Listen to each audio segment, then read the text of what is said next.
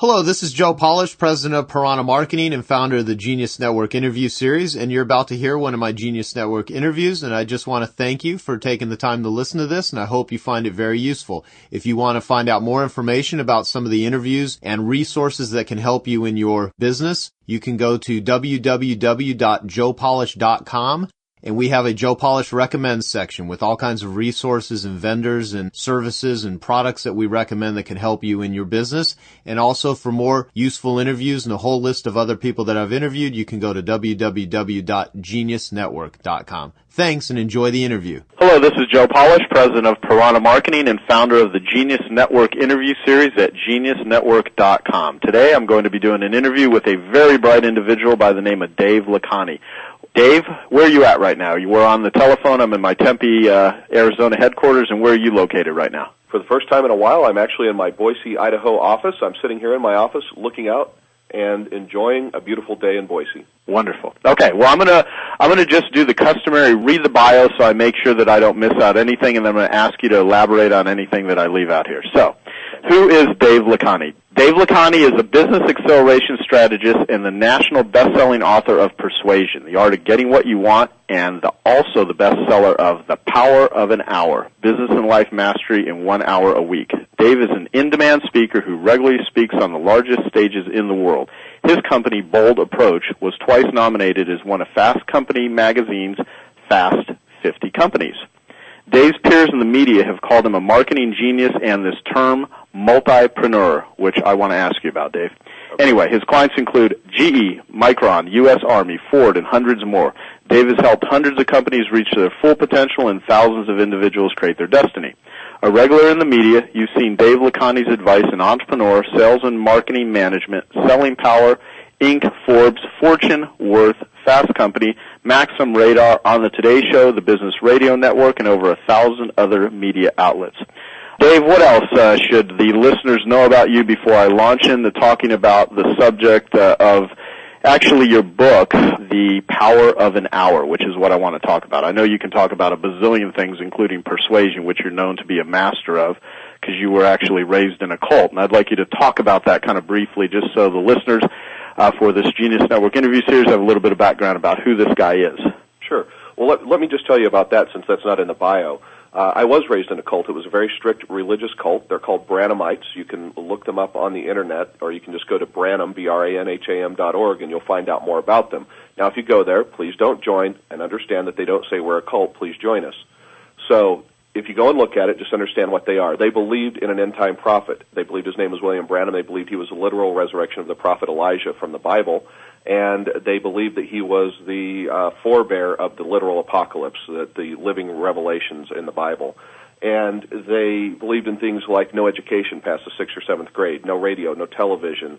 They didn't believe in women wearing any garment that pertained to a man, no jewelry, not allowed to cut their hair, had to be completely subservient to their husbands. This is a great deal if you're a woman listening to this, right?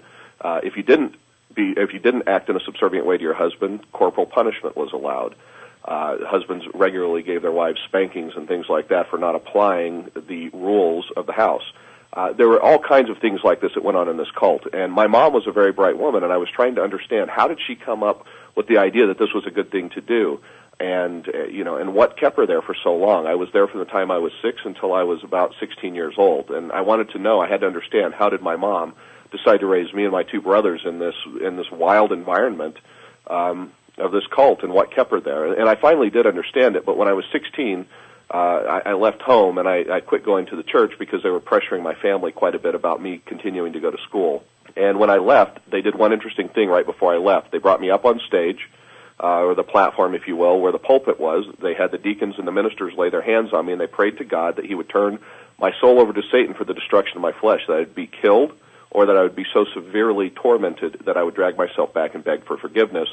And maybe I would be lucky and be able to go to heaven, though it was very, very, very unlikely at that point, since only 144,000 people could go, and there were a lot more than that in the organization. There's about 2.5 million of them in the world today. That organization still exists. But what happened when I left was that a couple of times in my life I thought their prayer might be working, to be honest with you, Joe, but at the end of the day, what I did is I sat down and I began studying persuasion, coercion, manipulation, advertising, marketing, anything I could get my hands on that would help me understand what decision my mom made. And so as a result of that, I've leveraged that into a business where I've helped people and businesses create rapid consumer influence strategies, where I help people become very effective at creating persuasion strategies. And during that time, I began to understand how people persuaded themselves. And persuading yourself is one of the key ways that you become masterful of your time, that you become masterful of your life. And so as I looked at companies, as I looked at businesses, and I worked with executives, I began to understand why they weren't achieving the goals that they wanted to from a time perspective, why they were distracted, all of these things. And I began developing a process which I've kind of distilled down into the power of an hour, and I demonstrate exactly how to use your time effectively. And then I break out in the book a number of different areas you could focus on in your personal life, like your relationships or personal finance, or even improving a hobby like golf. And then in your business life, your things like marketing, your business financial strategies and those things. So that's how I kind of got from growing up in a cult, Joe, to this place where I help people now design rapid influence strategies and power their hour and accelerate their businesses to new growth potential and new growth levels. Wonderful. Well, I've seen you speak before. You're phenomenal. You're just enormously really skilled and have really broken down a lot of the persuasion from a standpoint of growing up in a cult and just everything that you've done in your studies and in your past. I mean, you've done things as, fill in the blanks for me here. You've been on a SWAT team, I believe. You've been a law enforcement officer. You're heavily skilled in martial arts. You've had a very interesting life. Yeah, I have, and I feel very fortunate about that because it's given me a lot of experiences that allow me to really understand people and to bring together people from different areas and even different businesses and make them much more effective. I've done a lot of things in my life. Yeah, you're right. I was in the Army, all kinds of things that are not a traditional path to the straight line to marketing consultant. Yeah, and what I like about that, why I thought it would be so fascinating to interview you, is just the way that you actually got to your knowledge base is completely different than someone that decided to read a book on sales and persuasion and influence and decide that they were going to go out and try to make money doing it. I mean, you've actually lived your whole life in some of the most interesting ways of seeing persuasion, from the very good sides to the very dark sides. And I think that gives you a perspective that simply most people just, never have. They maybe vicariously can experience it through watching other people or television or whatever, but for the most part, you've actually lived this. So I think that's what gives you so much of your unique insights and expertise that you have. Now, having said that, I'd like to actually interview you in the future on persuasion. This particular interview, I'd like to focus it just on persuading yourself, I guess, to use your words, in your book, The Power of an Hour. And so, first off, why did you write that book? I mean, what caused you to go from persuasion to The Power of an Hour? Well, I've worked with everyone from small companies to some of the largest companies in the world, Fortune 50 companies. And what I've noticed is that every time you talk about change initiatives or you start talking to people about creating something new in their organization, they all say, yeah, these are great ideas, but where am I going to find the time? Well, when you start evaluating what they're actually doing with their time, you find out that most people are very inefficient. Even the best time managers, the people who have the Franklin Planner, who use Outlook, who use what you name your time management program, who have everything scheduled, they're very good at scheduling things. They're very good at writing things on lines, but they're still not good at understanding how to power their hour. The Power of an Hour is not a book about managing your time, like, you need to do these 4 things and write this down then. It's a book about creating massive focus. It's a book about understanding how you use complete focus in an hour to become wildly effective at everything you're doing and achieve and accomplish your goals, and then the process for making that a sustainable effort. Okay, well, I'd like to literally go through your whole process and have you break it down for all the listeners, because I think it would be so enormously useful, which is why I've, of course, wanted to do this interview with you. I guess let me first ask you, the book is broken down into what you call power hours. Right. Why'd you set it up that way? Well, I wanted to give people a place to start. I wanted to give them some examples of what could be possible after I taught them the process. The first portion of the book is the process. Then the rest of it is applying the process to different areas of your life. So the power hours are simply ideas that people can leverage on their own. I set the book up, though, so that you could work on it literally. You could work on your business or your life 1 hour a week and create tremendous change. Now, here's the thing. A lot of people will set out a goal, or they'll say, I want to create this thing, or I want to achieve something, and they'll set a deadline even, and they'll say, okay, I have to accomplish it by the 1st of March, and then they won't do anything until about February 15th, and they'll try and cram everything in between February 15th and March 1st. And what happens is they're completely inefficient because they're unprepared, there's too much pressure, there's every reason to fail, and most importantly, there's every reason to quit because there's just no way it's going to happen because you put too many other priorities in place. And so what I've done with the Power of an Hour is say, look, you figure out the amount of time it's going to take, and if you'll just invest 1 hour a week to something that's meaningful in your life or in your business, you'll accomplish it much more quickly than you imagined, in probably much less time than a year, but I give you a full year, 52 weeks to do it. Gotcha. Well, how long have you been using this process before you decided, hey, I'm going to break this down and explain it to other people how it works? Well, I've been using it for probably about 7 or 8 years in the format you see it now, and it's been polished even during that 7 or 8 years. But I started developing it with companies that I was working with when I took the time to understand what was making these, we would come in and develop a really powerful business acceleration strategy or a marketing plan for them and say, okay, now initiate it. And then they would say, well, we've got to hire new people or we've got to do all these other things. And I would watch their processes while I was in their offices, and I would say, look, you guys are wasting tremendous amounts of time. Let me show you how to get this accomplished in a week, in a month. And that was how I got the initial impetus to start it. And then from there, I went on to developing the process so that anyone could use it. Yeah, well, you say something in the book here, which I'm going to pull out here. It says, I was able to accomplish what many others around me could not. I began sharing the concept of fearsome focus, which I'm going to ask you about in a little bit here, with other business owners, and they found that by truly focusing, they accomplished things that had been hanging over them for months or even years. Right. They were able to get results they hadn't in the past because they finally understood the effects of being single-minded in their effort to create and succeed. And I really like that, too, because I imagine, I'm an entrepreneur. You're an entrepreneur. The majority of the listeners of Genius Network are entrepreneurs and business owners. And, most of them are definitely never sitting around going, I'm bored, what do I do with my time? Most of them are just insane and have so many things going on. And there's this unfinished business, to use your words here, that have been hanging over them for months or even years. And then you go on to say, throughout the chapters in this book, I hope to change your thinking about what is possible in a single hour and also to persuade you to truly evaluate what you can accomplish in an hour. And so my question to you is, just so we define it in the beginning here, the majority of our listeners, again, are people that have probably been through multiple time management, priority management sort of courses, read books on it. How is this process different than, a traditional time management course or book? Well, it's a great question. It's different because I'm not asking you to change your time management process. If you have a time management process that works for you right now in terms of how you schedule your time during a day, that's fine. But here's what you can continue to use it. But here's what I'm going to change for you is I'm going to change how you focus during that time.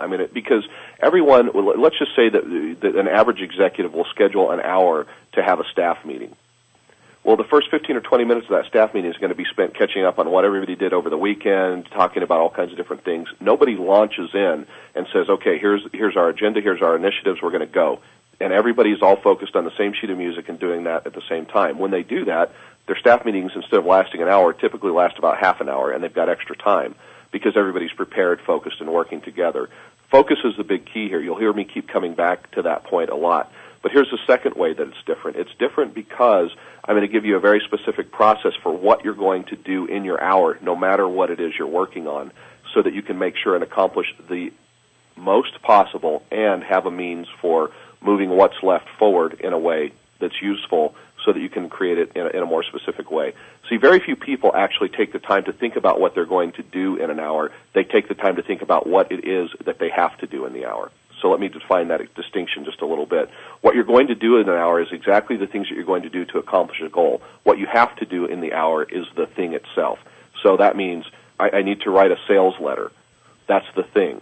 But what I'm really going to focus on are these 7 things about the sales letter, and I'm going to accomplish all of them in the hour. So I've got a process or a plan for exactly how I'm going to do that, which allows me to focus completely and intensely and get it accomplished much more quickly. It also reduces any of your need for writer's block or anything like that if you're writing, for example. Okay, so I guess in a lot of ways the distinction would be, instead of just really thinking about it, it's just getting yourself to the quickest point of action and just doing it.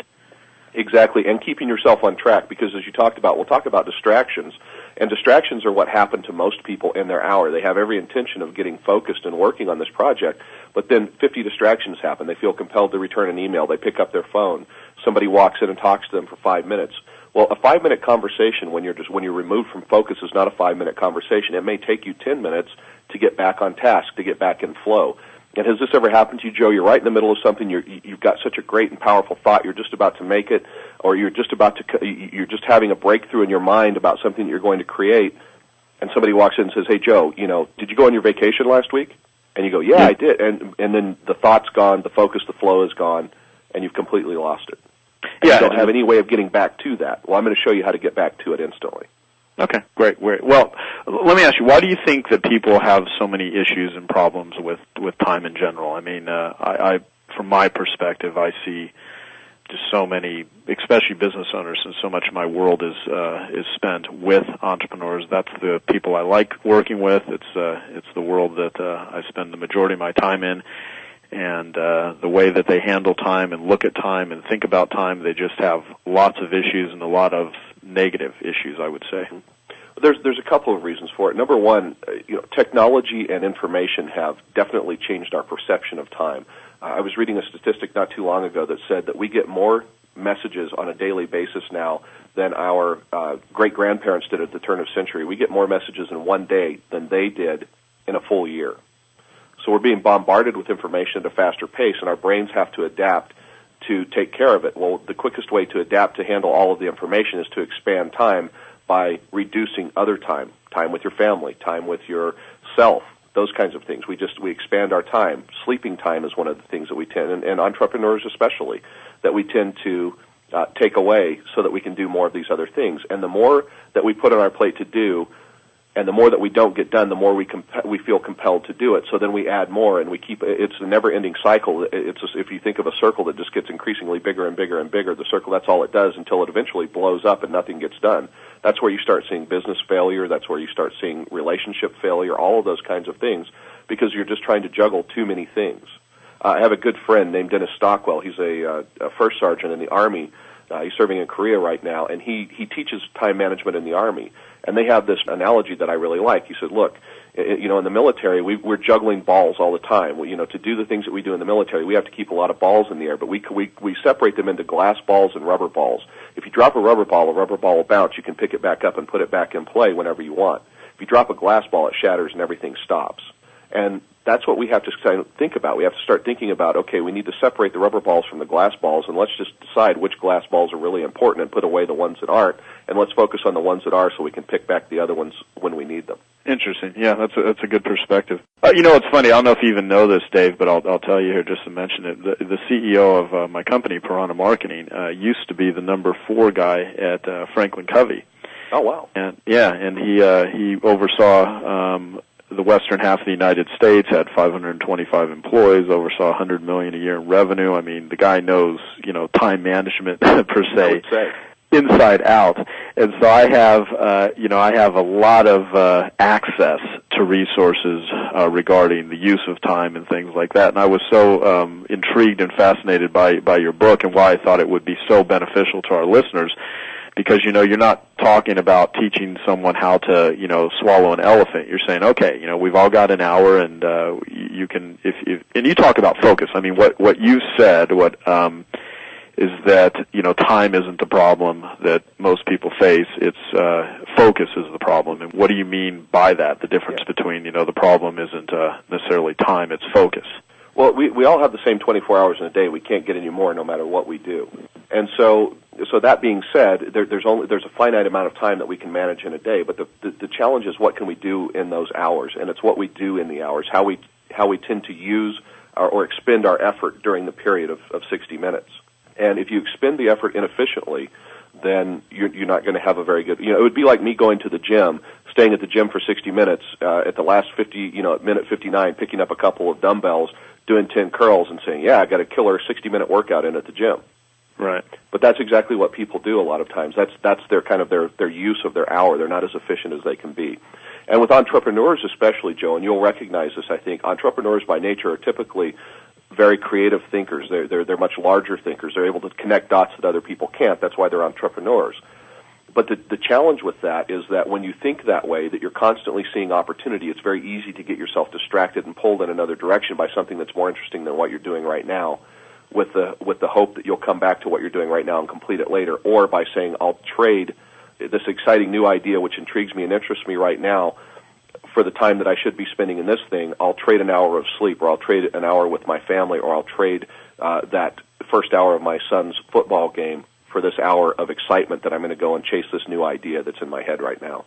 Yep, that has been definitely experienced before on my part. and me too. I mean, as an entrepreneur, none of us are immune to that. I mean, I still get ideas that it's so tempting to do it, but I now have a process for where those ideas go, and I can pick them up and be just as emotionally charged later as I am right now when I follow the process. Right. Well, and the key word there is you have a process, and that's a process that I want to share with our listeners, so they kind of get an understanding. And of course, everything we talk about, you have all of this documented in the book, Power of an Hour, and so I will recommend that everybody that is listening to this pick up this book. It will be the perfect thing to read after you are done listening to this interview, and so I encourage everybody to do that. You'll get the whole process. What I want to do is just ask you some specifics, and if you could lay it out. Now, you said that people can accomplish goals in an hour. I mean, are you talking, can people really accomplish all their goals in an hour a week, or what exactly do you mean by that?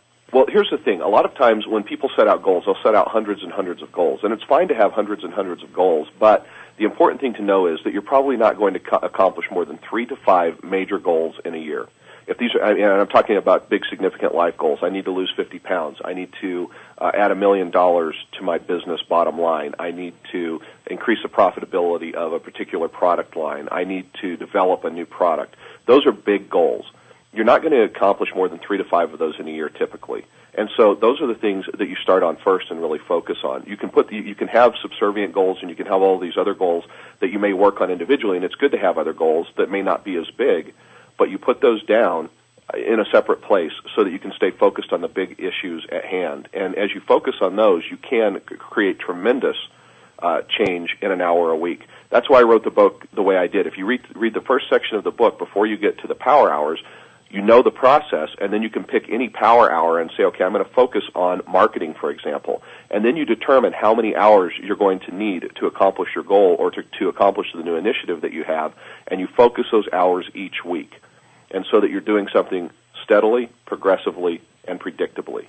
Steadily, progressively, and predictably. And that's the key to achieving those goals in an hour a week, and by using the process of Fearsome Focus, which we'll talk about a little later.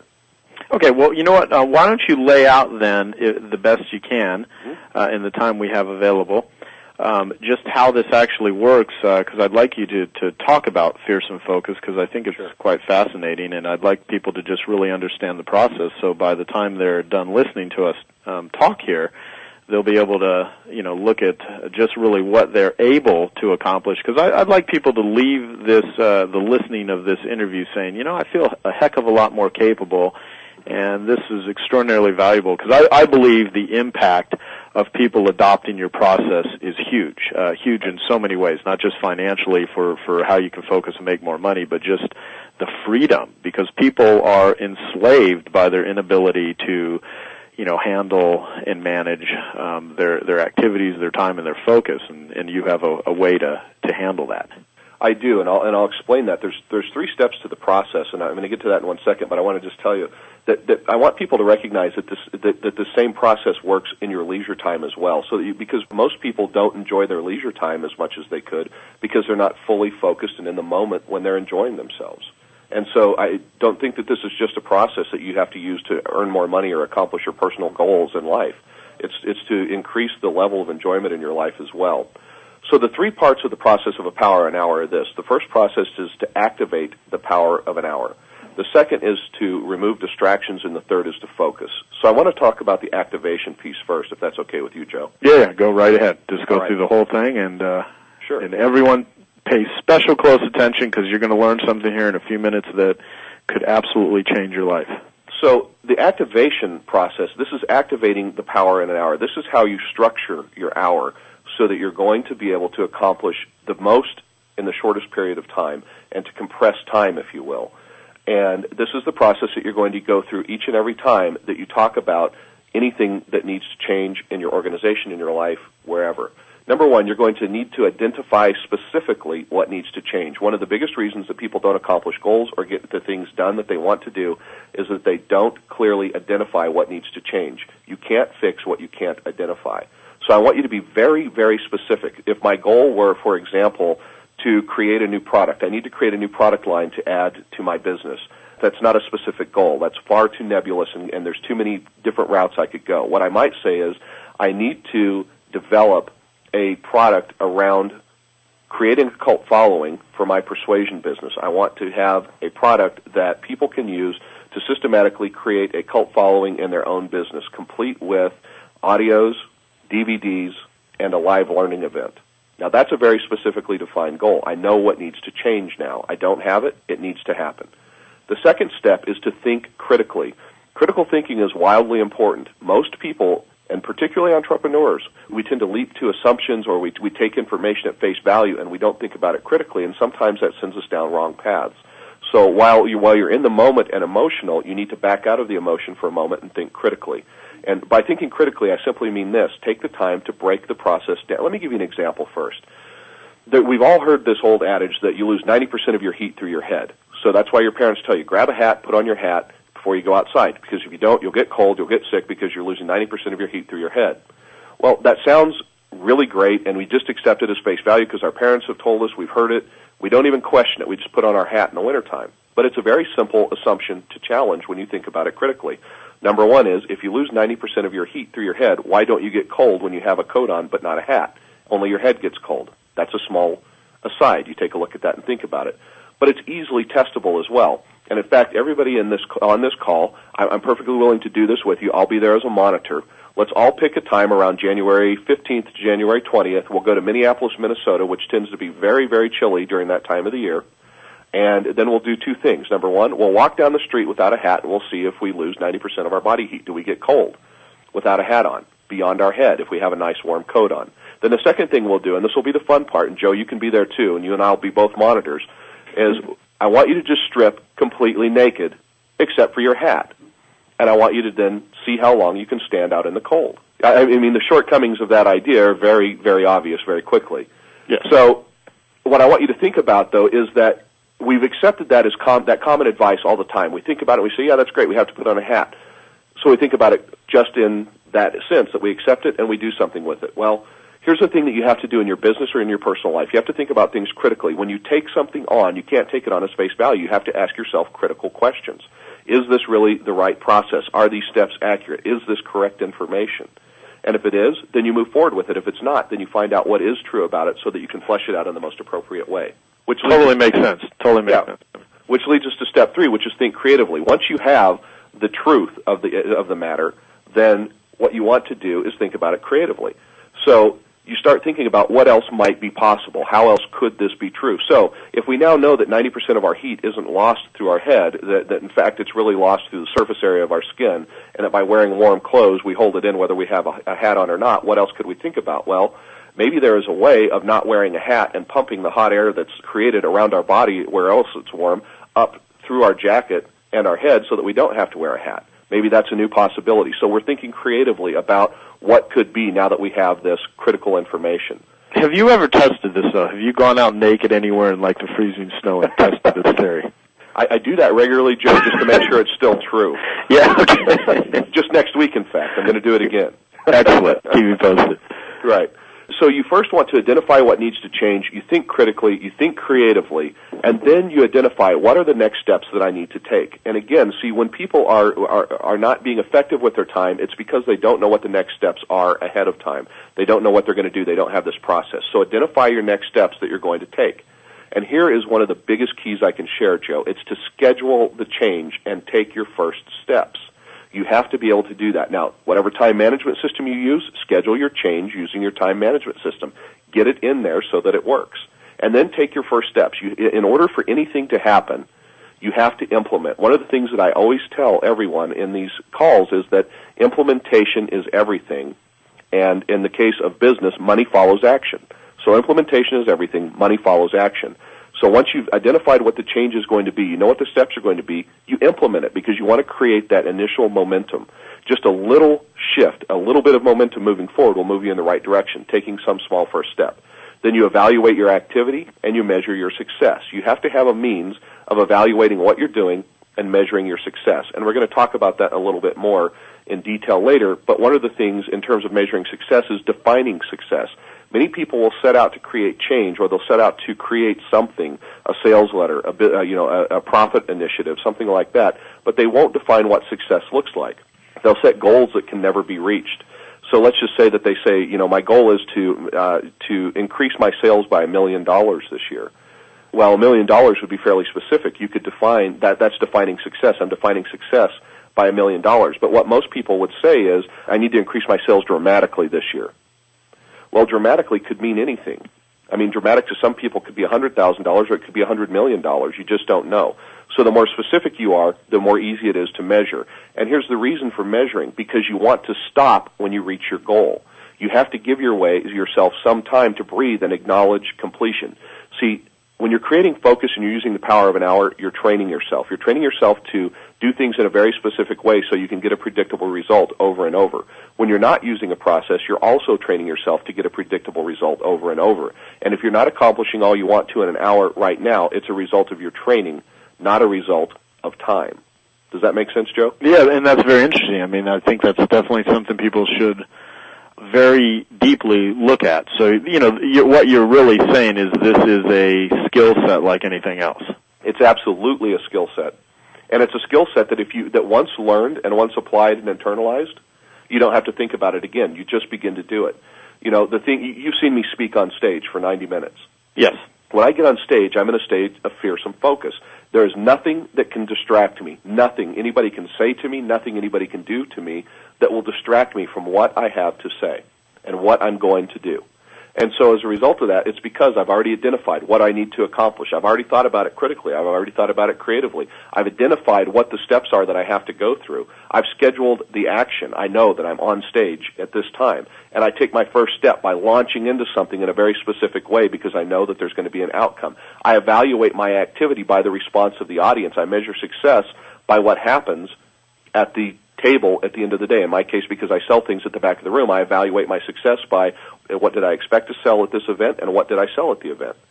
And I reward my success. This is something no one does, Joe. No one rewards their success for creating small change or big change. Sometimes when we create really big change, we say, okay, if I earn $2 million this year, I'll take my whole team out to, we'll go to Hawaii and spend a week.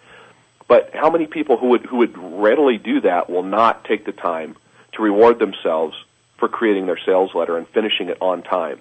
Yeah, you're absolutely right. What are some of the reward things that you have set up for yourself just to keep you going? They're very simple sometimes for the little things I do in an hour.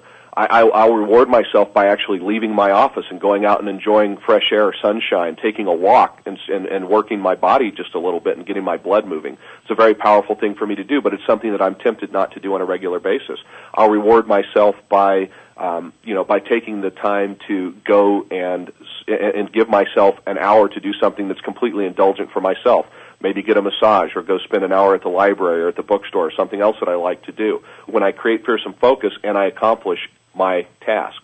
And it doesn't have to be big. I mean, it could be something as simple as giving yourself something you enjoy that you typically don't do, some small indulgence, so that you're rewarding yourself. Because what you're really doing, just like Pavlov did with his dogs, you're conditioning yourself to success. Pavlov would offer a tasty treat of meat. He would ring a bell. Dogs would come. And pretty soon all he had to do was ring the bell to get the dog to salivate. Well, we're doing exactly the same thing. We're just giving ourselves a tasty treat right now so that the next time we launch into this activity, we immediately go through the process fully and subconsciously, and we accomplish everything that we want to. So identify what needs to change, think critically, think creatively, identify next steps, schedule change, and take your first steps. Evaluate your activity, measure your success, and then reward yourself for your success. That's the activation process of a power of an hour. Yeah, can I say one thing about that also? Yes. You know, especially ending with the reward system and what you had just mentioned. I believe if you get into the habit of continuously rewarding yourself and rig the game so the game is more enjoyable, then the chances of burnout or overwhelm are enormously reduced. And right. I think it's definitely a great process and something that I'd like all of our listeners to really think about. You know, I mean, I had interviewed a lady years ago named Terry Lonier, and she wrote a book called Working Solo, and we had a conversation about if you had $1 million racehorse that ran races, you wouldn't run the horse into the ground. You wouldn't continuously deprive the horse of sleep, not let it get any rest or relaxation or graze. I mean, you would not shove fast food down its throat. You would treat the horse very well, and you would take care of the horse, and you would give the horse downtime and relaxation time, and you would train properly. And the analogy was, well, you know, entrepreneurs want to be these $1 million producers, but they do all of these activities that don't support anything. And what you've just laid out is actually a process on how to not only get things done, but how to keep yourself in balance as you do it. Right. And so what I've really described, too, is a formal way of persuading yourself. You know, when we talk about persuasion in marketing and advertising, we talk about one of the laws that Cialdini identified, which is the law of reciprocation. I give something to receive something. Well, this is a version of the law of reciprocation where I'm saying, look, at the end of the day, I know I'm going to get something for the action that I did. So I'm giving myself permission to do what I need to do in order to receive the reward. Yeah, again, so that's only the first part of it. So the next part is distractions. Yeah, well, see, this is my life right here is distractions. And let me mention one thing too before you talk. I mean, what about people? And I would consider myself in this category. Very, very easily distracted. I mean, I have entrepreneurial, ADHD to the umpteenth degree. If you wanted to, I guess, label it. I'm not saying that. Half the time I think a lot of these conditions are invented by marketers, but nonetheless. Well, yeah. The point is some people are just, easily distracted, and I'm one of those individuals. So keep that in mind, because I know a lot of my listeners are, they're like their brains are ping pong balls. They're all over the place. And so let me say this, Joe. I know that you're very focused on doing yoga and taking good care of your body, right? Absolutely. And you do that systematically. You do it. I mean, nothing will stop you from doing that, right? Nope. I'm pretty darn consistent with it. Right. And so for most people, there's all these examples in their life of where they're so consistent about what it is that they'll do, because it's important. It's important to you to take care of your body so that you can extend your life and so that you can have your fullest life and all of those things. Well, most people, simply entrepreneurs especially, haven't taken the time to identify what's so important to them that they won't let anything distract them from single-minded focus in achieving their goal. Because it's very easy, again, it goes back to this whole idea that as entrepreneurs, we're able to connect a lot of dots that other people can't. And when we start connecting dots, we experience the joy in connecting the dots and going on the hunt more than we do in staying the course and doing the things that we need to do to achieve the goal that we want. So we have to have a means of pulling ourselves back on track. And what happens when you're tempted not to work out, Joe? What do you do? I get irritable, or you mean if you find this conversation going on in your head about, well, I know I need to go work out, but I think I should do something different instead. I want to do this or I want to do that. How do you overcome that? Most of the time, I just what's funny for me is I will usually plan and schedule things. For instance, you mentioned yoga. I have a yoga instructor 3 times a week that literally comes and does yoga at my office for all of my team.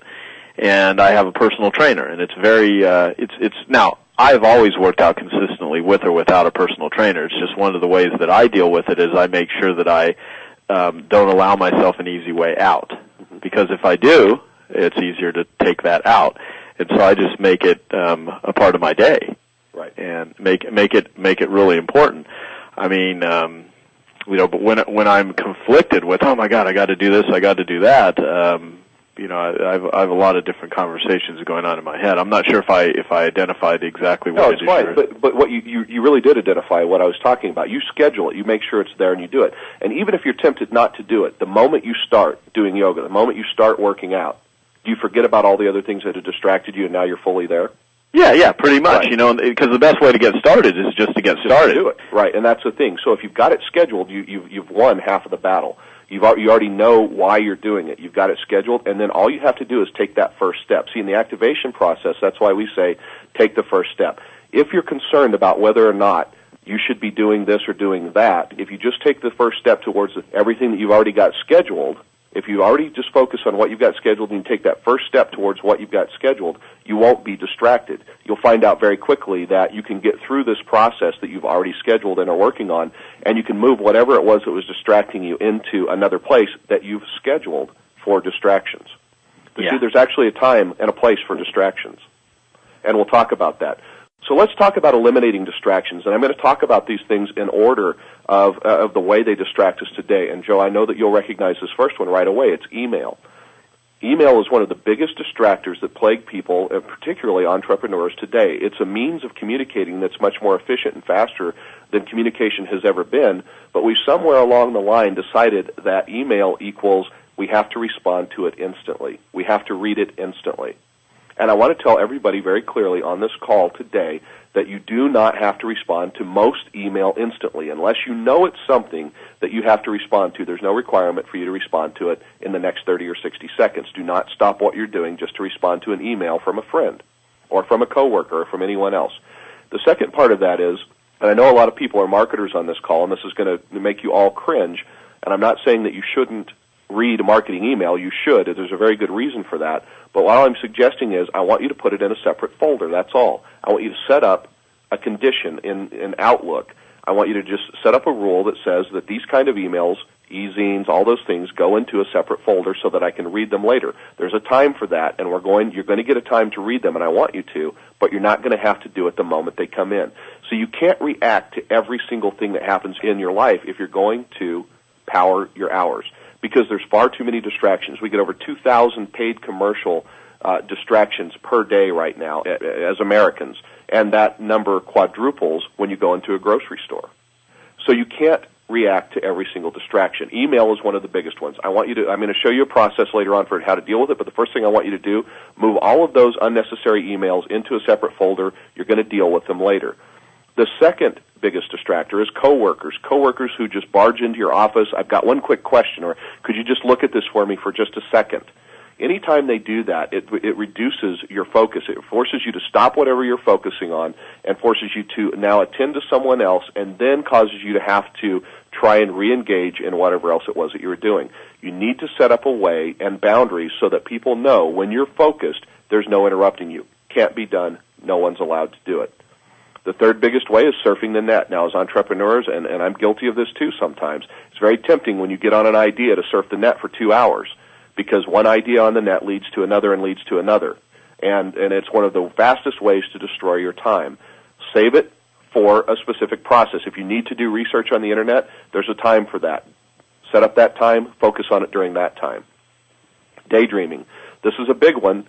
And most people won't say, yeah, I do sit around and daydream all day. But you'll begin to notice as you become aware of how you're using your time, how much time you spend in thought that's unrelated to what you're working on at the time. Unsupportive people. These are the kind of people who would pull you away, who don't understand what you're doing.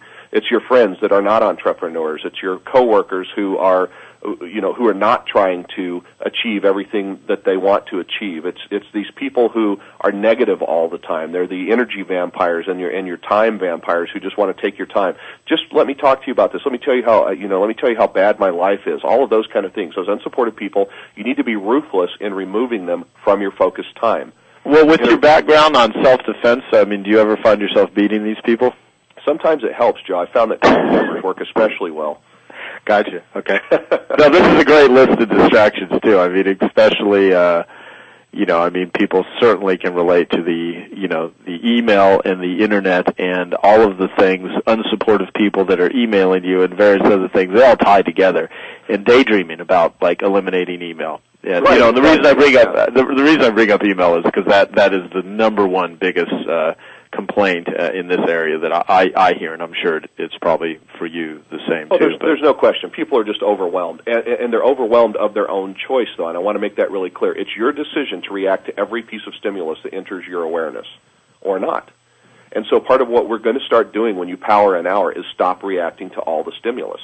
You don't have to. There's no requirement. Even though people like Joe and me and other people in the world are very, very good at reaching through whatever your focus is and grabbing your attention, you need to be able to be resistant to some people. You can't be, everybody can't have your attention all the time. So you need to focus, and you need to allow attention when it's appropriate, and then you need to take your attention back and know that it's yours and re-engage it in your focus. You said something really interesting. Sorry, I don't want to interrupt that much because I'm interrupting you during you talking about interruptions. No, you just said a very important thing, I believe, and I wanted to just talk about it for a minute here.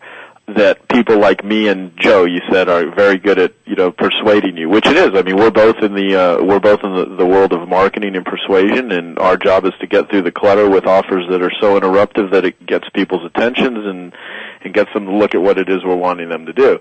And that is one of the key reasons why you want to become a master marketer and why it's so beneficial in an area of business, because frankly, most of the people that you're ever going to be selling anything to are never going to read your book, listen to an interview like this. They're going to live in the world of complete overwhelm and distractions, and you're just going to be one more message trying to get through. So the more important that one can design the message, the more effective you're going to be. And really what you're talking about is just persuading yourself to realize that you are 100% responsible for how you're, if someone's sitting there right now feeling completely overwhelmed or they've got 3,000 emails in their inbox, I mean, it didn't just show up by accident. It's because of the way that you've chosen to do it. So having said that, I just wanted to touch on that.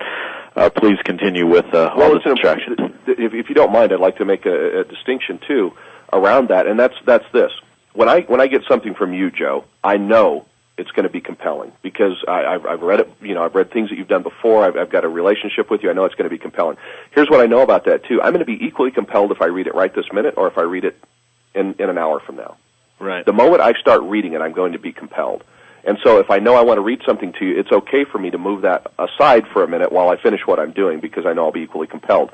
And so as marketers, I want you to think about this though. What I'm teaching you right now, everything that I'm teaching you and what Joe just said, I'm teaching you the reverse model for how to completely interrupt, engage, and overwhelm people with information in a way that causes them to buy. So I want you to think about that. You're learning a defense mechanism, but the opposite of a defense mechanism is an attack mechanism, to put it in martial arts terms, if you'll allow. So interruption. So now, if I would have been really efficient, what I would have said, Joe, is I really want to take that question, but let's wait until I get done with distractions. That would have been the most appropriate way to handle that if I were really concerned. Now, this is an interview, obviously, and we want to get you the very best information possible. So part of my process is understanding that Joe is going to interrupt me, and he is going to ask questions, and I understand that. So I'm able to easily come back onto focus as soon as he's done. What you've really just seen is me get immediately back to task, and this is what most people don't do. How easily would it have been for us, Joe, to turn this into a whole marketing conversation right then? Exactly. I mean, we could have just gone down that path, and that would have been, and everybody would have still felt great. They would have felt like, wow, I got a lot of really good information, but they wouldn't have got the best information because this is not what we're talking about.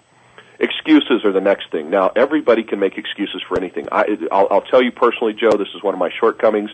I have, in fact, if you ever need good excuses for not working out, call me. I can give you some of mine. I have extras.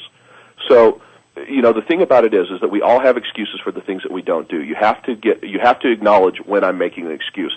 Part of these distraction issues is acknowledging when they're occurring and acknowledging when you're allowing them to occur. So when I make an excuse now, I acknowledge I'm making the excuse, and if I allow this excuse to be my reason for not doing whatever it is that I'm going to do, it's simply because I chose not to do it, and I allowed the excuse to be my lever. Failure to prepare is a distraction in the sense that once you start working on something, if you're unprepared, it gives you all kinds of excuses for the ways that you can go. Well, I need to go get these tools. I need to go and get these people. I need to talk to this person. So I'm really making progress because now I'm getting all the things to do together so that I can do this later. It's an excuse and a distraction. Pre-prepare, have your tools at hand, and be ready to focus. No, I was going to say the preparing part of this is what has been so helpful to me ever since I decided to schedule an interview with you, because we just scheduled this, a few days ago when we were together in Los Angeles. Right. And basically, I have a 10-day vacation that's coming up, and I'm leaving in 2 days. And I typically wait to the last day or the last minute to start packing, and I always have angst around it. Well, the concept of the power hour, I use that to pack in advance. I'm completely done. And this interview, as an example, I prepared diligently yesterday for an hour using the same concepts right out of your book for this interview. And there's been a couple of other things. I have a day of consulting tomorrow with a client. And, I'm an expensive consultant. I charge $20,000 a day currently at the time of this interview. And I spent an hour yesterday preparing for this. And, the point is just preparation has always been, for me, that one saying is, people work, I heard one guy say that people work hard. It's not that people don't work hard under pressure, they just work. And, what I would do is I'd wait till the pressure got there and I would just work. But this is such a key thing on preparation. So as much as you can elaborate on it, please do, because I think this is such a critical area that always throws quicksand in front of people if they don't do it. Well, it does, and you're right. The thing about it is that people, just because you're good on your feet and that kind of thing, it's because you've done it a lot. But when you want to create real experiences and when you want to be able to create real positive outcomes, you have to be able to have everything in a row within arm's reach. It needs to be within mind's reach, so that you can do whatever it is that you're going to do. And so by preparing in advance, by taking this time to create preparation, what it does is it actually compresses time in the event. You're able to give more because you're organized, you're prepared, you're ready to go. What happens is when you're reacting and you're working on your feet because you're just working, is that you're making it up as you go. Even though you're making it up based on your experience and the information is good and valid, it's not as logical. People are not going to learn as well, they're not going to experience as well, and they're not going to be able to focus as well because you're unfocused. But what happens is that when you prepare, you pull them through a focused process when you're teaching them or training them, or whether you're, in your case, Joe, where they're spending a whole day with you. Everything is marked out. You don't have any of those kind of times where you go, well, I wonder what should I cover next. You already know. And what they end up walking away with is this impression of, wow, I got so much. I can't believe what happened. I was there, and look at this process that he put me through. It feels like you're always bringing them back to focus, too, when you're focused. Because when one person is unfocused and the other person is, if the person who is focused is the person who's in charge, in your case, Joe, because they're paying to be there with you, when you're focused and you bring them back on track, what you're really doing is gently training them. You're showing them exactly how they need to act. This is exactly what you need to do. Let me bring you back on task. And you can only bring them back on task and not go with them when you're already prepared and planned out in advance. So take the time to prepare as fully as you can. And then have a plan to focus. And the plan to focus is the activation process that we talked about. You clearly define the issues, all the things that we talked about before. And you launch right into that process. And when you do, you move through things very, very quickly. And the final reason that there are distractions, or the final kind of distraction, is that people have no boundaries. One of the mistakes I made, Joe, early on in this business, and I'm sure that, I don't know if you made it or not, but you'll certainly be familiar with it, is that as I became much more visible as a marketer, I wanted everybody to be able to get in touch with me because I wanted to be able to influence as many people as I could. Well, that was a mistake in some ways, because now everybody can get a hold of me because I'd made it so easy for people to get in touch with me. I'd talk to anybody. And I'm not saying that you shouldn't talk to people, but I'm simply saying that I can't talk to everybody who would like to talk to me now. I mean, could you imagine how many phone calls you'd get a day, Joe, if you just said, sure, anybody call me anytime? Oh, it would be virtually impossible for me in my particular business. I'll get between 200 to 300 correspondents a day, and I have literally 3 people that assist me with stuff. But in the beginning, I've built up my organization where we're very active. We got thousands of clients and various things. But yeah, I mean, I made that same mistake too. Giving your cell phone to people, telling them to call you anytime. I mean, it's crazy. You absolutely they will. Yeah, and you'll never have any free time. You'll never have a life. So my suggestion to that is, and this is me telling you this, and I think you've just heard Joe say this in another way without actually saying the words, is create your boundaries now. Don't wait until it's too late and try it, because it's a lot harder to fence in a herd, when they're all pushing at you, and, put a fence around yourself, than it is when there's no herd there. Absolutely. So, great advice. Create the systems and the boundaries now, and you'll reduce the distractions later. And it doesn't mean that you're out of touch with people or that they're not important. It just simply means that you have a method for dealing with them, because, see, they feel just as well served as long as they get the answers that they need. They don't have to come from you. People feel equally well served when my assistant gets back with them and tells them exactly what I've told them to tell them. or if I create a video email for them or something later, and they get to see that as opposed to being, talking to me. Because it's nearly impossible when you start talking to someone for them not to try and pull you off track, because now that they've got you on the phone, they just want to talk to you there's just one other little thing I want to talk to you about. It'll only take just a couple of seconds. Well, there you go. That couple of seconds now turns into an hour, and you've lost focus. And so speaking of that, that's the third leg of this tripod, and that's focus. I want to talk to you about an idea of fearsome focus. Fearsome focus is an idea I began developing when I was in the martial arts, and it was an idea that I continued to develop when I was in the military, when I was on SWAT teams, and that I use every day today. And the idea of fearsome focus is simply this. In the martial arts, a martial arts master is not a master of thousands of moves.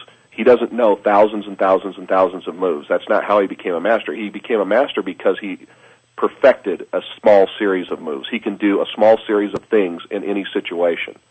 And that's what fearsome focus is about. It's about applying a small series of moves in any situation in order to create a predictable outcome. So you're going to see that it looks a lot like the activation steps that we talked about because they're very similar. So fearsome focus looks like this. Number one, you define specifically what you're going to focus on. And that's breaking things down in more detail. If you're going to work on your business for an hour at a time, an hour a week, or you're going to work on it 8 hours a day, you're going to define what you're going to focus on in that hour. And number two, you're going to complete action steps for accomplishment. See, here's how you get back on focus quickly. If you lose focus, but you have a series of action steps, even if they're single-word action steps, these are the things that I need to accomplish. If you lose focus for even a moment, if your brain gets drawn in another direction, you can immediately re-engage yourself and go back to the action steps and say, this is what I'm accomplishing, this is where I'm at. And just like we were talking about before, it's surrounding yourself with tools. You want to surround yourself with the tools you need to accomplish the task at hand. Make sure you have everything you need there when you start. Because if you don't, it requires you to get up from your desk. It requires you to go to a different place in your office, past 10 people who want to say one thing to you. And now you've cut your hour down to 45 minutes or less of actual time that you can focus, probably down to a half hour or less. The next thing is do not allow distractions. Set your boundaries when you're focusing. Do not allow people to come in and interrupt you. Put up a sign on your door that says, do not interrupt me unless the building's burning down or my spouse is dying. Whatever it is, do not interrupt me. Those are the only, and set up a criteria. And once you begin conditioning people for how they interact with you, they'll respect it. It's hard at first, and when people interrupt you, when you have your sign on the door, you need to acknowledge the disruption and say, I'm in the middle of something right now. I need you to come back at a designated time. If they say, I just have one quick question, you simply say, at that point, I'm sorry, I can't deal with this right now. I want to talk to you, but you'll have to come back at this time. And then you immediately disengage from them, and you go back to whatever it is that you're doing. Physically disengage. Don't look at them. Don't talk to them. Move back into focus. Look at your action steps for accomplishment, launch back into it. Then you launch into your project. And I mean launch into your project. I don't mean sit there and think, let's see, I'm in my state of fearsome focus now. I think the first thing that I'll do is I'll grab my pencil. You launch into it. You've got your tools around you. You pick up the first tool you need, and you start swinging your hammer. You start typing on your keyboard. You start doing whatever it is that you do. Launch into it.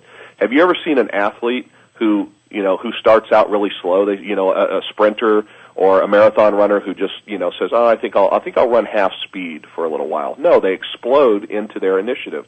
They explode into whatever they're doing, and I want you to explode into your project.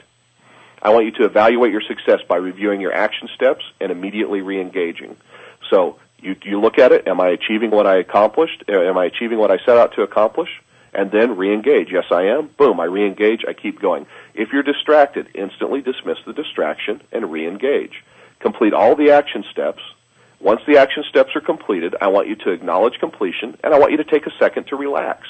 Because you can only stay in a state of fearsome focus, and we're going to talk about this in just a second. You can only stay in a state of fearsome focus for a certain period of time before you need to give your body time to relax and rejuvenate. Much like the horse you were talking about earlier, Joe, a horse can run more than one race in a day, but you don't keep it running the same race all day. So you let it relax for a little while, regroup, get some water, whatever you need to do, and then you acknowledge your accomplishment. Reward yourself for accomplishing what it is that you did. And let's talk about how you organize your hours. I use the 45-15 process. This is a process that I've taught executives all over the world. It's the process that I've taught entrepreneurs, and it's a process that I've taught individuals, and it works if you'll use it. You spend 45 minutes in Fearsome Focus working on whatever it is that you're going to work on. You don't let anything distract you. You're ruthless. You launch into your project, and for 45 minutes, you go through the Fearsome Focus process. At the end of 45 minutes, you take a 15-minute break. This is your recovery period. During that recovery period, you return phone calls that you need to. If there are urgent emails that you need to respond to, you respond to those urgent emails. You take care of those very quickly. And you go get a drink of water. Anybody who distracted you that really needs your attention, you deal with them in those 15 minutes. But during that 15 minutes, you're still using a form of Fearsome Focus, because now you've got these initiatives that you want to accomplish, because in 14 minutes you're going to be complete, and in minute 15 you're going to sit back down in your chair and you're going to launch back in to your next hour. Or if you choose not to, if you choose to organize your time in a different way throughout the day, I personally use the Fearsome Focus process every day and every hour. But you don't have to. If you're just focusing on one initiative, you focus for that hour. For the 15 minutes, you still do the same thing. You deal with all of those issues that you had to deal with, that you locked out, that you blocked out while you were in Fearsome Focus, and then you go through the rest of your day. That process is so powerful, Joe. It's so disarmingly simple, but it's so powerful that if people will follow it, just spend 45 minutes in focus and 15 minutes dealing with the little things that they need to deal with, they're going to accomplish more than they ever believed possible. Now, one of your hours during the day needs to be an hour that you spend doing, return phone calls and emails, things that you need to do like that. But you do it in the same way. Ahead of time, you have which phone calls you need to make. You have which emails you need to return. You sit down and you systematically knock them out. You do them. Have you ever done that, Joe? Have you ever just said, okay, I've got all this stuff I have to get done. You get focused, and you're shocked at how much you actually accomplish in a short period of time compared to what it would normally take you if you just kind of did it the normal way? Oh, absolutely. I mean, one of my favorite credos from this guy named Dave Kekich Credos, is an hour of precise, disciplined, integrated thinking can be worth a month of hard work. And thinking is the very essence of accomplishment. And I've put together multi-million-dollar business deals in 10 minutes if I'm focused. And there's other things where when I'm not, it's just spinning wheels. But no, I can sit down at times and just knock stuff out, and at the end of it, you're like, wow, Well, I'm going to introduce, and Joe, you may be familiar with this, but I want to introduce the listeners to a concept, or at least a construct that I want them to think about, and it's that your behaviors are your beliefs. And if your behaviors are your beliefs, so what that really means is what people see and what you do is really what you believe about yourself internally. And if your behaviors are that anybody can distract me, anybody can have my time, I'm not worthy of being able to do the things that I need to do, that's the belief that you have about yourself. And you're showing that belief to the world every day. You show something completely different to the world every day, Joe. Your beliefs about yourself is that I'm a very competent, effective person, and I'm going to accomplish the things that I want to accomplish. So when you set out to focus, you're able to do it instantly and create a business deal, a multi-million-dollar business deal in 10 minutes, because when it's time to turn on the focus, it's there. You go into it, you launch, you do it, you're done, you release. It's one of these things that the reason that I seek out individuals like you, and I get to know very bright people, is years and years of doing this and always wanting to get an edge. That's what has allowed me to get to the level that I have. This is not something that literally happened in 2 seconds. I mean, it can if you're focused and you're very clear. And so I spent a very good portion of my entrepreneurial career fumbling around, not accomplishing anything because I just didn't have skill sets like the ones you're talking about and sharing with everybody right now. It's so important, Joe. And if the people who get your material, the people that are listening to these calls and have your marketing programs and who are learning from you, if they would take just 1 hour a week and get in a state of fearsome focus and focus on the material that you've given them, focus on moving it forward in some way, actually implementing it, because implementation is everything and money follows action. If they would use that 45 minutes of fearsome focus to each week systematically take a piece of what you've given them and implement it in their business and move it forward, what would happen to their business in 12 months? To completely transform. Absolutely, and that's all you need to do. If you want the secret to success, folks, if you want to know how to build the biggest and best business possible, if you want to be able to truly leverage Joe's genius, that's how you do it. You spend 45 minutes in fearsome focus, and you leverage it. You take the time to implement one thing. Implementation is everything.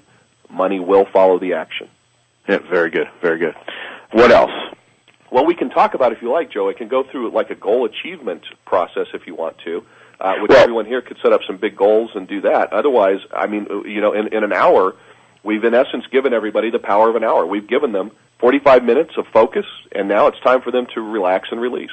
Well, why don't we end the interview with talking about some of the areas in business that people can apply the power of an hour, well, business and personal life. You know, talk about, just give some examples of different areas. I mean, I think you have shared such a valuable process, and I really appreciate you doing this. Just kind of point out a couple different areas so that people can leave this saying, oh, okay, I can identify with that. Sure. Well, the first one I think I already pointed out, and I really want to focus on this because it's so important. I know a lot of people have your material, and they have, you know, they have the things that they need, the tools that they need to completely transform their business. I want them to gather those materials around them. I want them to schedule a time. I want them to spend 1 hour, and I want them to commit to this for 90 days, Joe, just 90 days. I'm not asking them to do it for a full year. I want them to spend 1 hour a week in Fearsome focus with your materials. Get it in your calendar right now. Write it down and do it. The next thing is I want you to take some time. You know, let's take your personal life first. Here are some areas that you can really work on that create tremendous shifts in your personal life. One is relationships. You know, if you want better and more effective relationships, spend 1 hour in Fearsome focus defining your relationships and working on your relationships. And if you'll do that, your relationships will dramatically transform. Finances is another thing. One of the biggest killers of relationships is finances and personal relationships. So work on your finances. Imagine what would happen if you aggressively managed 1 hour a week your investment portfolio or your financial position personally. It would totally transform. Self-improvement, just the things that you want to do for yourself. One of the things that I do without fail every week, Joe, is I spend 1 hour in Fearsome focus on learning something new that's going to improve me. Now, as a marketer, I study a lot of things that are very bizarre and different because I like looking for those wild connections and things like that. I spend 1 hour a week looking at something I've never studied before, and to me that's a form of self-improvement. I'm learning about something I didn't know about before for the purpose of being able to be able to expand my market in some way. The next area is just taking some time for a mental vacation. You know, one of the things that I said was a distraction is daydreaming, but you need some time to let your mind expand and grow. So taking time for a mental vacation, just literally letting your mind go someplace, letting it relax and fully expand. We were talking about this a little bit, Joe, when we were together in L.A., and you were talking about how you were going on a vacation, and I was telling you that one of the things that happened to me was that I used to not take vacations. And the first time I took a vacation, and here's the real key, that I really relaxed, I was amazed at what happened to my brain, all of the ideas that came in, all of the new opportunity that was there, and it was only when my head got clear that I was able to get those. I now take a mental vacation about once a week where I do nothing but just mentally relax. I don't intentionally think about work or anything else. I really imagine and daydream, and when I do, that's almost always when some of the most exciting new ideas come to me. I don't know if you experience that on vacations or not, Joe, but... Yeah, when you let your brain shut down, or whatever you want to refer to it as, it opens you up to whole other areas of life. And to not do that is what you're doing is you're keeping a wall up from your tapping into creativity that will only exist when you give your brain some downtime. Right. So here's some other areas you can look at, you know, is creating a master life vision for yourself, overcoming fear and reinventing yourself. For a lot of people, they're leaving a job for the first time and they're starting a business and they're reinventing themselves. Spending an hour a week on reinventing themselves can be very powerful. In your business, you can find your business focus. Many times entrepreneurs are all over the board. I'm sure you've seen this, Joe, where they're looking at all these different things that they could be doing, and they go down one path and they start building a product there, then they get distracted and go down another one. I think I'll do this thing, and then they never build a business that's completely focused that they can monetize to the fullest extent. So spending an hour a week defining your business focus can be powerful. Spending an hour in Fearsome focus in managing your time, just determining what it is that I'm going to do, looking at using my time management system and aggressively managing my time during that hour a week. If you'll do that, just like you were talking about packing beforehand and getting ready, preparing for this call and for your client tomorrow, just by managing your time in that way and spending that time in focus, you're able to accomplish so much more when you actually initiate the time. Spending time on management, spending time on sales and marketing, spending time on customer experiences, spending time on making connections, and actually spending some time on mentoring. is very important as well. If you're going to create boundaries and effective boundaries, you have to mentor other people who can reduce others' reliance on you. So mentor them. Spend that hour a week in Fearsome Focus mentoring them. Teach them the power of an hour. In fact, teach everybody in your organization the power of an hour, because then the organization runs smoothly, because everybody is respectful because they understand the process, and number two, because they're using the process. And then finally, give something back. Spend an hour a week or an hour a month or, whatever it is for you, giving something back to your community or to those people around you. Spend an hour of time using this power of focus to make our world a better place. It's one of the most important things you can do, Joe. Yes, absolutely. And you know what? You mentioned something that I would encourage everyone to do. Teach people that are close to you and that you rely on, that you work with, that your partners, your employees, your support team, anyone in any way, shape, or form that could benefit from learning this process. It's only going to help you. And so this is a great Genius Network interview to share with other people. Buying up copies of David's book, The Power of an Hour. I would highly encourage people to do that, because all it will do is it will help you, and it will help everyone close to you to really understand and learn this process. So before we wrap up, a couple of other things I want to ask you. Sure. You've talked about do not spend time focusing on things that you don't intend to do. What do you mean by that? That's so important, Joe. I'm glad you brought it up. So many times what happens is people set up all of these goals, and they'll say, I need to do all of these things. And yet they know, no matter what I do, I'm never going to get to it. I really want to, and I want to get to it. But what we do is we expend a lot of energy in beating ourselves up on things that we're not going to create. Be honest with yourself. Look, I'm not going to get this goal accomplished. It's not as important as it was when I set out to do it. Take it off your list. I use an actual graphical representation, a mind map, of what my goals are for the year. And I'll be happy to send that example to you, Joe, so you can include it with this call, so that I've got my major goals, my 3 to 5 major goals broken out for the year, so that I can see them in front of me all the time. I put them in 2 places, in a frame next to my desk and in a frame next to my bed, so that I can see them the first thing I wake up in the morning and the last thing when I go to sleep, and I can see them throughout the day. You did an interview with the MindJet company that produces a mind mapping software, and how many people actually participated on the webinar that you had done with them? 7,000 or so signed up for it, and they only had room for 1,500 or so on the live event, but the live event was completely packed the whole time. Wow, yeah. And I mean, I actually listened to it, so it was fabulous. But, yes, so the mind map, if you can send that to me, I will include it with the transcripts that go with this Genius Network interview for my listeners, and they can see kind of how you do it. That would be great representation. And so the point of that is on that mind map, I change it. If I know I'm not going to to complete this goal, then I take it off, because I don't want to waste any more time thinking about it. Because as long as it's in my consciousness, as long as I'm kicking myself because it's not getting done, or I'm not doing the things that I want to do, or if I keep disrespecting the goal by scheduling it and then moving it, I know it's never going to get accomplished, and I need to just move it off of my task list. So get the things off of your task list that you know that you're not going to complete, and be honest with yourself. One of the examples that I used yesterday is that I want to improve my golf game, and one of the questions that I ask about goals is, when will I quit if I don't complete? And in my case, it's that if my golf game doesn't improve to the point that I want it to during this period of time, this focused period of time that I'm going to give it this time, then I'll quit. I'll just quit playing golf, because I'm not going to come around, and I'm not going to get what I need out of it, so I won't do it. I'll replace it with something that's more important to me. Keep your most important things in front of you. Very good. And, one of the tools that I have for my high-level coaching groups, one of them is called a not-to-do list, and I'm going to take I love that.